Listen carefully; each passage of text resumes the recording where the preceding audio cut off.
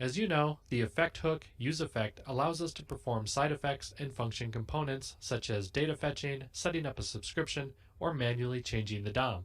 But just like with state, effects also have their fair share of pitfalls that can turn your debugging experience into a bug-filled nightmare. In this demo, we'll learn that we need to clean up after ourselves because forgetting to clean up after our effects can cause memory leaks, stale data, and weird component behavior. I've got our React Bug Shop demo app open, and we're going to try and catch this huggable honeybee. To do that, we have to successfully make some observations to get our friend to appear. That leaves the countdown sail. The check implies it's not accurate, and sure enough, I'm just now noticing it's reducing the timer by 2 seconds every time, and I guess that needs to be 1 second.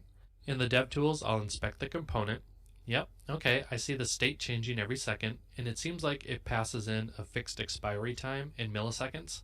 It's also counting the number of times it updates, and that's going up by 2 each time. Okay, time to dive into the code. In the sail timer component, we have some state being tracked, including this sail countdown.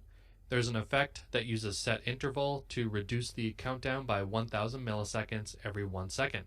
I notice there's no dependencies in the dependency array, which means it will only run on mount.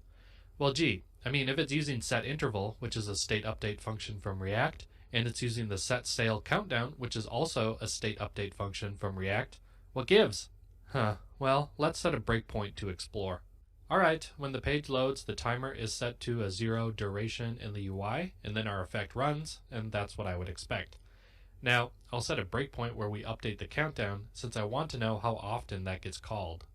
I'll keep playing, and the effect runs again. But that means it must have mounted again. Well, that shouldn't be a problem since setInterval is a React internal method, and it should know what to do when it unmounts. It should be stable across renders. Play again. Okay, so now our interval function gets called to set the sail countdown. That makes sense, but I don't expect it to be called again. I'll hit play. It gets hit again immediately. That's weird.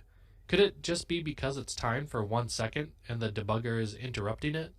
Well, we could check by switching this breakpoint to log a message, that way we don't interrupt it.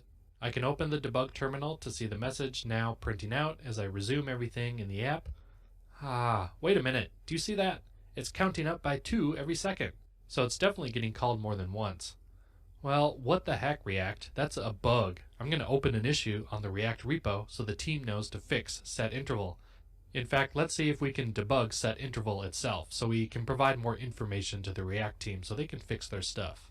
I'll go to the definition, and that'll bring me to the React node module, and hold on. This isn't JavaScript code. This is TypeScript.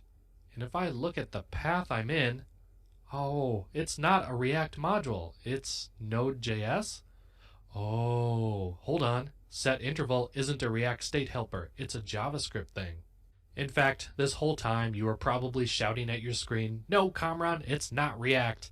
But could you blame someone for seeing the word set and following React's convention of using set for state update functions? It's an easy assumption to make, and don't tell me you've been led astray by wonky naming conventions.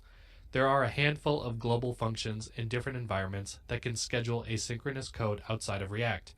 When that happens, you're responsible for cleaning them up, otherwise they'll be sitting around executing code.